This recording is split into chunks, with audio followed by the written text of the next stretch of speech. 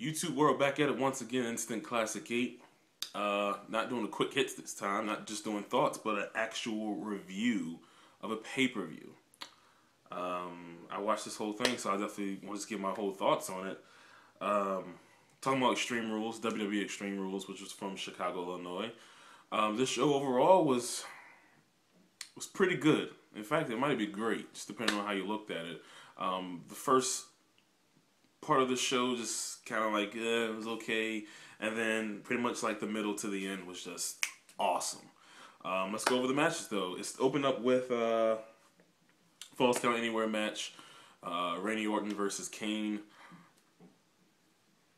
Decent opener. I felt it went a little bit too long, but I thought it was, it was all right. I mean, especially for a Kane match. Everyone knows Kane is not the best wrestler in the world, but I thought it was a decent thing. They brawled all over the ring, brawled into the crowd, just basically all over the place, and it was your opener. But like I said, it's nothing too spectacular, but it was decent. So I enjoyed it. Then they went to, which I felt that they would bring Brodus Clay onto the show, just because they didn't have that many matches on the show. So they did Brodus Clay versus Dolph Ziggler, standard Raw match. Brodus Clay won. It is what it is. Tables match for the Intercontinental title. The Big Show versus Cody Rhodes. I thought this match was okay. And then they had set a table up in the corner, and I believe that Big Show was trying to throw Cody Rhodes into it, and he kind of jumped up on it and did a disaster kick to Cody Rhodes. It was a beautiful move. It's a beautiful way to kind of counter that whole thing. They had brought a table in there. I guess Big Show was going to put Cody through it. He was actually standing on the apron while Cody came over. I think he kicked him. Just gave him some type of kick, and the way Big Show was standing right below him, there was a table put up. So when he got kicked, he kind of stepped off and went straight through the table. Didn't crash, but just stepped through the table. The referee saw it. Officially, he was a move to go through a table.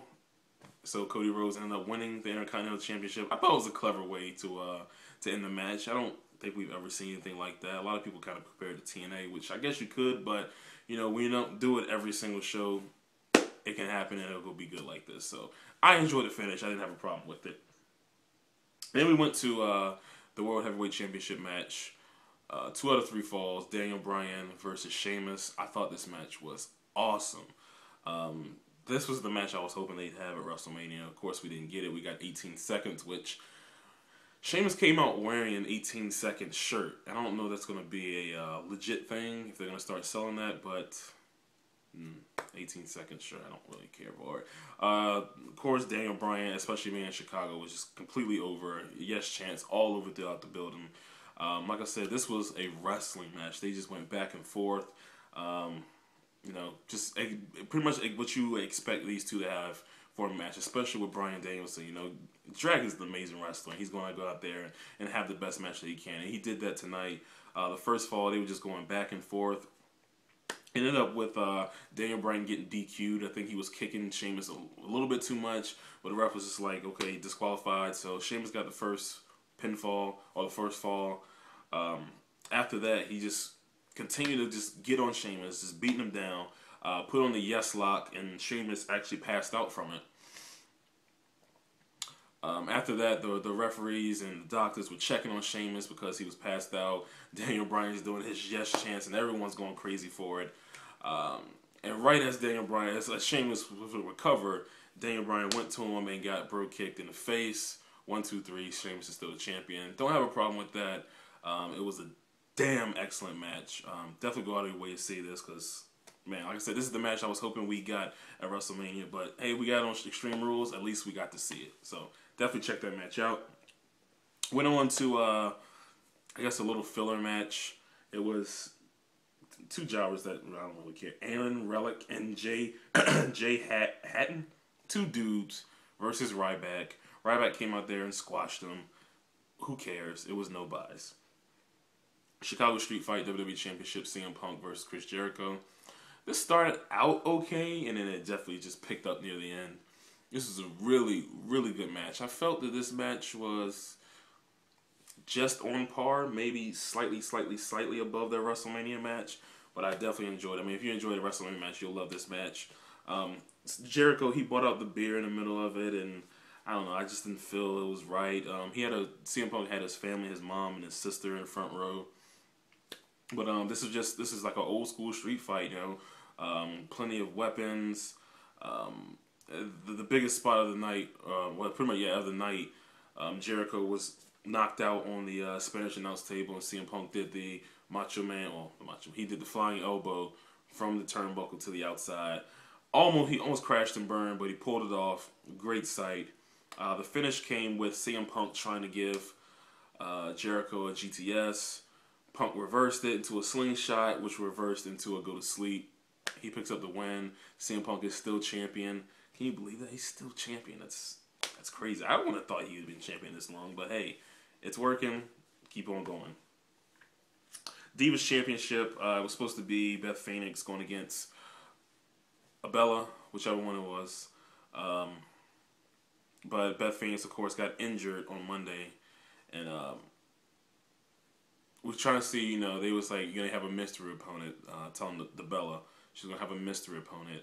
Everyone thought it was Karma. Karma tweeted it. Well, she didn't tweet it. She was going to be it. She was saying, who should it be, blah, blah, blah.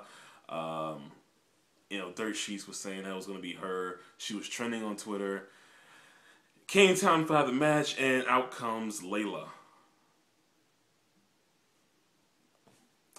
Layla comes out. Layla returns. Layla comes out and has a match with the Bella. And it's Bella versus Layla. It's a decent match.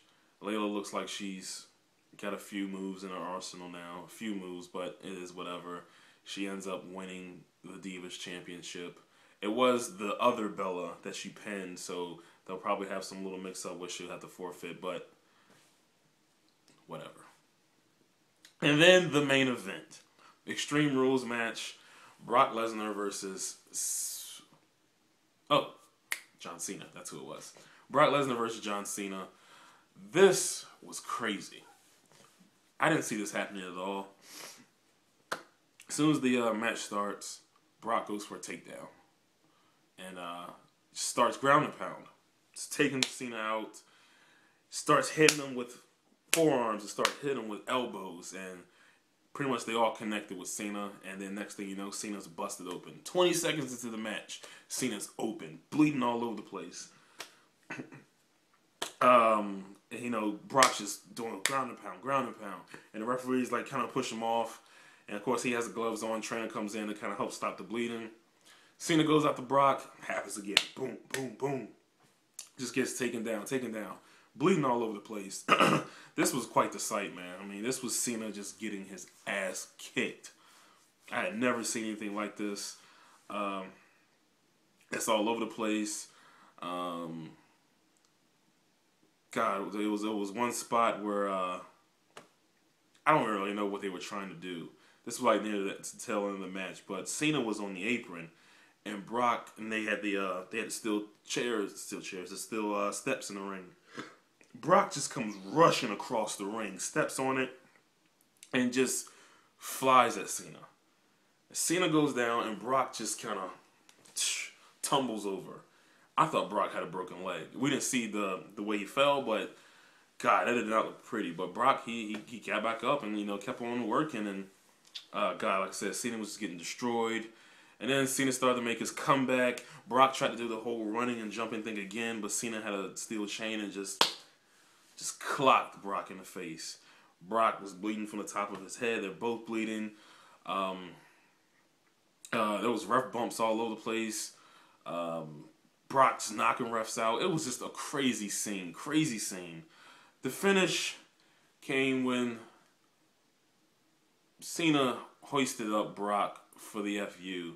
Gave him the FU on the steps. I believe it was on the steps. And pinned him. 1, 2, 3 in the middle of the ring. This is the only problem that I had.